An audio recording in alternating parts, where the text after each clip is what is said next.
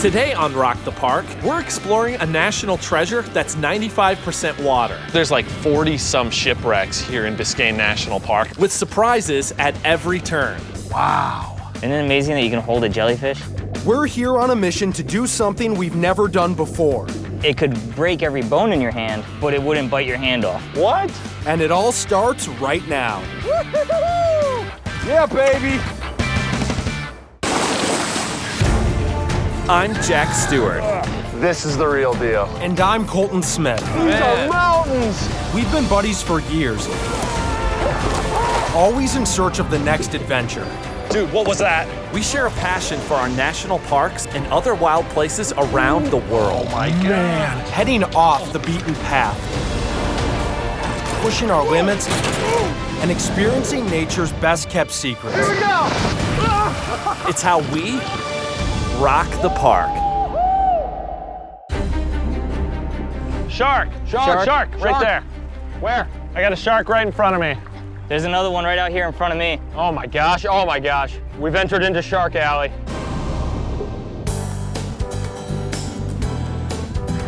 We are on our way to Biscayne National Park, a little bit southeast of Miami, and we've got ourselves a mission. We've wanted to refine our diving skills for a long, long time. And at the same time, we're gonna help eradicate an invasive species that's not just affecting this marine ecosystem, but ecosystems all over the world. Yeah, we are talking about the lionfish, which right now down in Biscayne are running rampant. Lionfish are native to the Indian and Pacific Oceans, but are also popular in home aquariums. Somewhere along the way, someone probably dumped an unwanted lionfish into the Atlantic Ocean, and now this invasive species is taking over. They come in, they steal all the resources and food from other fish that are actually native to this part of Florida. With huge appetites for local fish and few natural predators, they're out of control, so the Park Service is asking for help in hunting them down. But there are some dangers to that. These guys are venomous, and one sting from their spines can be very painful. We really need to make sure that we don't get stung, because if that were to happen, that's gonna ruin our trip very quickly. Biscayne National Park is 95% water and sits about 40 miles south of Miami Beach. The park protects Biscayne Bay, part of the world's longest coral reef tract, including hundreds of the best dive sites in North America. Elliott Key is the largest island and considered the first of the Florida Keys. The shore of the bay is lined with mangrove forests that shelter tons of marine life, including manatees. It's hot. Yeah, it is. I'm really glad we're going in the water. It's 93 degrees in the shade. Luckily, we gotta practice diving before we go after these lionfish. How you doing, Ed? Excellent. Welcome. Thank you. Hey, You guys ready to go diving? we are ready. Excellent. We're heading to the Maritime Heritage Trail with Ed Del Campo, a local dive master who makes a living exploring these reefs and shoals. I'm excited to see this Maritime Heritage Trail. You actually can scuba dive an underwater trail. Yeah, I hear there's like 40-some shipwrecks. For centuries, the extensive barrier reefs that make up the eastern part of Biscayne have posed a navigational hazard. Dozens of ships ran aground here. Captain Ed is taking us to the wreck of the Lugano, a freighter that sank in 1913. But first, we need to practice holding perfectly still underwater, so when the time comes to hunt lionfish, we'll be ready. Perfect buoyancy, neutral buoyancy is when you inhale completely, you come up on your fin tips, and you exhale and you come right back down. Sounds good. Okay, so you're gonna do an old style Jacques Cousteau backwards roll entry.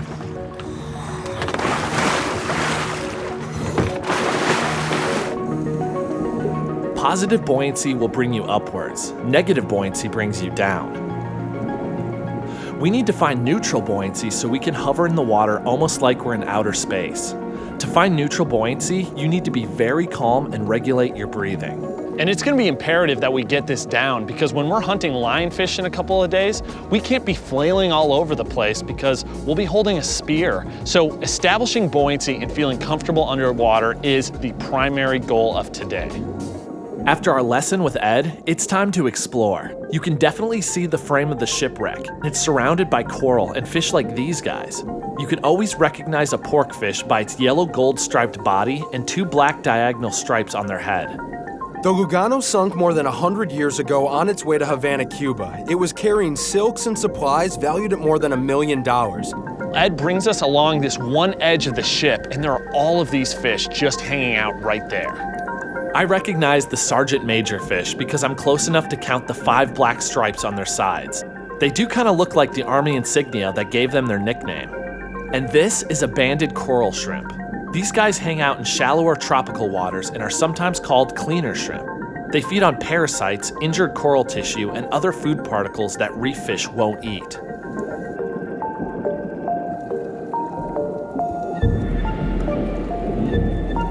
This dive is so peaceful and so fascinating. We realize that we're low on air and it's time to return to the surface. How did we look out there? I thought you looked great. Your buoyancy control, I thought you did a very good job. You looked comfortable, and you looked like you were having fun. I am very comfortable taking you down in deeper water to look for lionfish or anything else you want to find down there. All right. Great day of diving, boys. Yeah. All right. Tonight we're camping at Boca Chica Key, an island refuge within view of downtown Miami. Apparently, the mosquitoes like the view as much as we do. Great first day here at Biscayne National Park. We had a little bit of rain as we were setting up camp, and that actually cooled things down, but now that it's gone, it's right back to being hot and muggy. Heat and humidity may be the least of our worries come tomorrow. Shark, right there. Where? I got a shark right in front of me.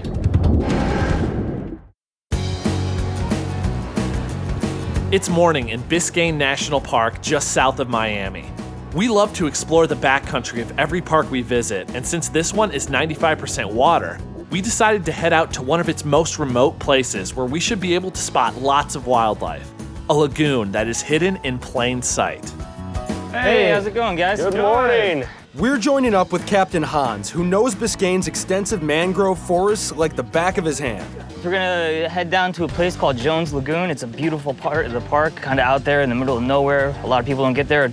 And go explore the park, go check and see if we can see some marine life and stuff. We'll be exploring Jones Lagoon on paddleboards, which will give us a better vantage point to spot wildlife navigating the shallow waters. Hey guys, while we're back here, keep your eyes open in the water. Look on both sides. A lot of times we see baby sharks. The farther back we get, the clearer the water is gonna get, but we're gonna anchor right up here around the corner. The salt-tolerant trees and shrubs of the mangroves provide an amazing ecosystem for marine life, but they can be a prickly environment for humans to navigate. And guys, if you're gonna fall, best thing to do is just fall flat. Yeah. Don't jump off into the mangroves because you get all scratched up. Right.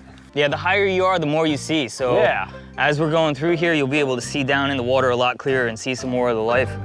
During the winter and spring months, it's possible to spot manatees in here.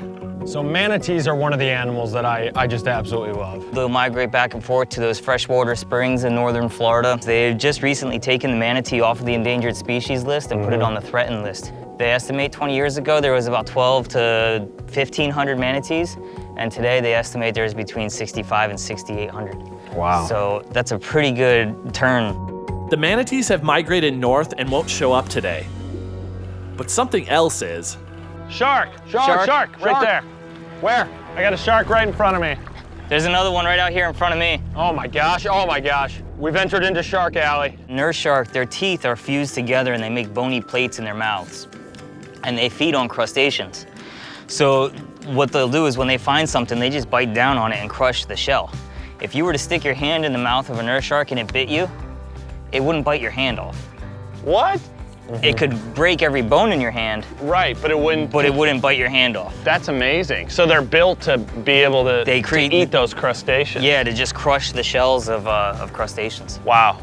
Nurse sharks are bottom feeders. The juveniles love to cruise the shallows here for small prey hiding in the sand. What a great find, and we haven't even made it into the actual lagoon yet. We have a maze of mangrove to navigate first. The moment you enter this little back channel, it seems to just completely change. It's gonna get tight up here, guys. We're gonna have to drop down to our knees to paddle through here. Okay. The deeper we go into the mangroves, the more uncomfortable it gets. I'm already incredibly hot. Then I start getting bit, I'm getting snagged, and I'm just boiling up. Oh, shoot. And then? This is it. This is huge. Guys, this is probably the most isolated part of the park. Very few people get back here. Oh man, is this the lagoon back here? Yep, this is the northern basin wow. of Jones Lagoon. It's beautiful. Look how it just opens up. Oh yeah. All these things that look like rocks on the bottom that have holes in the top of them, those are sponges. Sponges are amazing. They are the simplest multicellular organism in the animal kingdom. They say that one sponge about the size of a basketball can filter the equivalent of an Olympic-sized swimming pool in one day. Wow. Whoa. And that's one of the reasons the water is so clear back here. When they're filtering this out, is that how they're gaining energy? That's how they feed. Okay. They're filter feeders. Wow. The most like seemingly insignificant things usually produce some of the biggest impacts on these places. I never would have thought A, that those are sponges, or B, that they're the reason that this water is clear. No, not at all, but I think that's what makes ecosystems like this so incredible. Jones Lagoon is full of surprises, from a sponge that looks like a rock to a marine creature that looks like a flower. It's a Cassiopeia jellyfish, but it goes by another name. They call these the upside down jellyfish because they lay on the bottom upside down. The algae that live inside of them photosynthesize, and it creates oxygen and energy. As that algae photosynthesizes, it releases the oxygen into the jellyfish, and that's how they breathe. And you see it here? There's a lot of color in this. It's not your typical looking jellyfish. Most jellyfish are clear or translucent, and that color comes from the algae that live inside of it. Okay, so you've got algae inside the jellyfish. It's photosynthesizing, and that's what makes this thing be able to breathe? That's how it lives, yep. So they depend on each other? It's a symbiotic relationship. Wow. So just like this? Yep, just like that. I'm gonna get stung. No, you won't. Yes, I will. You gotta whoa. keep it down in the water. Yeah, Shoot. Sorry, it's buddy. okay. Wow. Since it lies on its back, Colton isn't touching its stingers, which aren't painful to humans anyway. It's amazing seeing all these different organisms living together in this ecosystem. But it's an ecosystem that is under attack. The Park Service says that lionfish are threatening all of it because they are fast breeders and killing off the native fish stocks and marine species. Tomorrow, we meet Biscayne's public enemy number one face to face. Ed hands me a spear, and it's time for me to take my first shot. I see Jack's spear fire, and I hear a clink sound.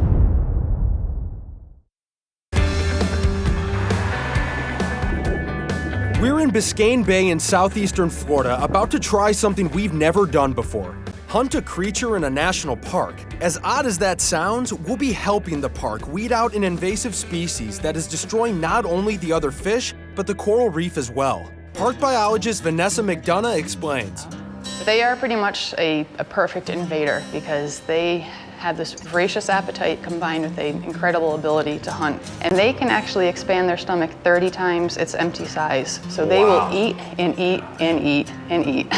Which I can imagine is the largest reason why they are such a problem in places where they're not native to.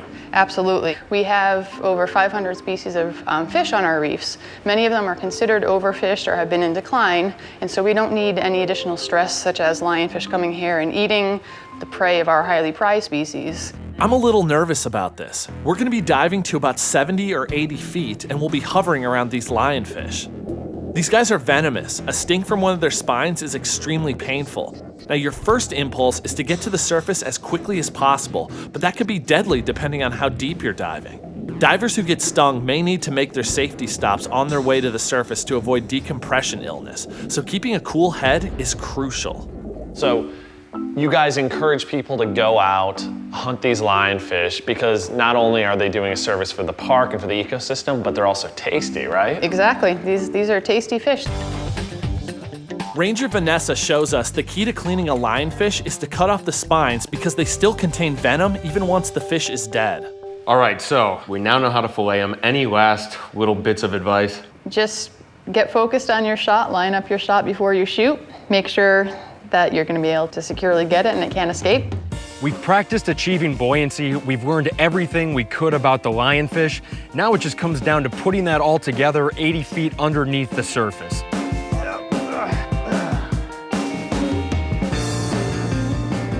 All right, guys, this is the most beautiful dive in Biscayne National Park. This is called the drop. We're gonna be hopping over these fingers of coral. At some point, we're gonna find and kill some lionfish. Now, all we have to do is figure out how to handle a fishing spear underwater.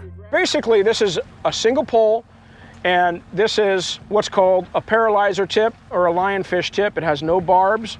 Our goal is to pierce the fish. You want to go ahead and place that as close to the fish as you can without scooting the fish away, right? And then just release your grip. Just open your hand, and that's going to come shooting out of your hand. All right, here we go. This is it. Yeah.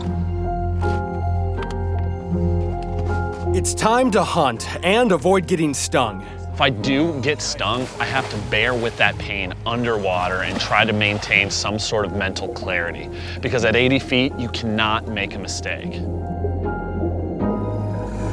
I look down and there are 2 lionfish right below me. Ed hands me a spear and it's time for me to take my first shot.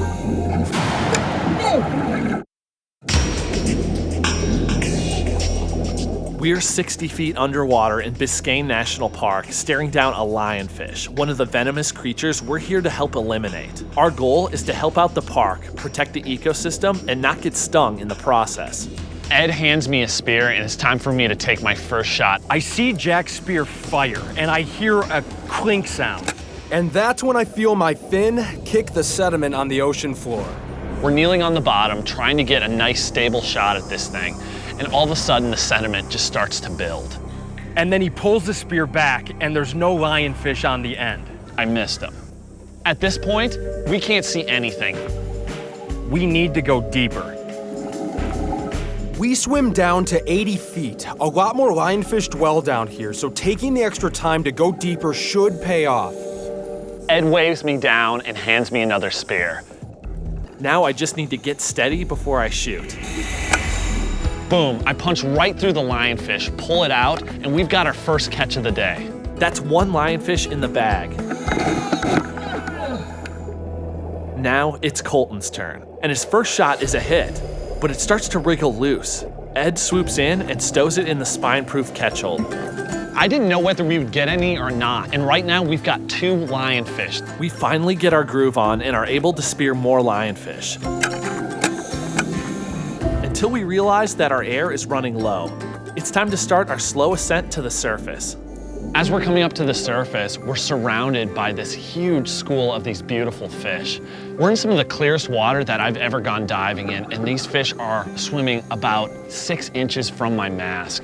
Throughout this trip, I've been so incredibly focused on getting some of these lionfish that it hasn't really dawned on me just how special of a place this is to go diving. I'm able to really open my eyes to this environment and see how spectacular it is. Woo-hoo-hoo! Yeah, baby. Yes! We got him. We did it. Mission accomplished. What do you think? Should we head out, get these things cleaned up? I'm awfully hungry after all that diving. See what we got. One of the perks of helping weed out the lionfish is that they are incredibly tasty. I'm just being really cautious. Colton carefully cuts away those venomous spines and cleans the fish while I fire up the grill. A little olive oil and garlic is all we need. 1. Those look quite tasty. And 2. Yeah, let's eat! Let's go! Cheers. I have to say, how do you really sum up this experience? We're helping the park eradicate an invasive species. But then at the end of the day, we're eating that fish and it tastes amazing. That's so awesome. It's cool to see that a park can be this pristine and this beautiful, so close to a big metropolitan area. This entire trip, the skyline of Miami was off in the distance, but you would have never known that it was there if you didn't turn around and see it. Because the water is so clear, the ecosystem seems to be thriving. I think ultimately so many people in this area, they rely upon that ecosystem, and that ecosystem, it relies on the people here, on people who will just lend a hand. It can go such a long way. Diving is one of my favorite things to do, and it was so great to be able to get better as a diver, but at the same time help the park out. That coral reef was beautiful. I mean, we saw so many different fish. We were swimming in schools of them. It's endless exploration. What else could be down there? You're always left wondering that, and that's what makes you want to continue doing it. Another incredible aspect of the national park system. And it's proof that when people do their part to help out, nature and humanity can coexist in spectacular ways. Hey, if we can do it, so can you. So the next chance you get, go out and rock the park.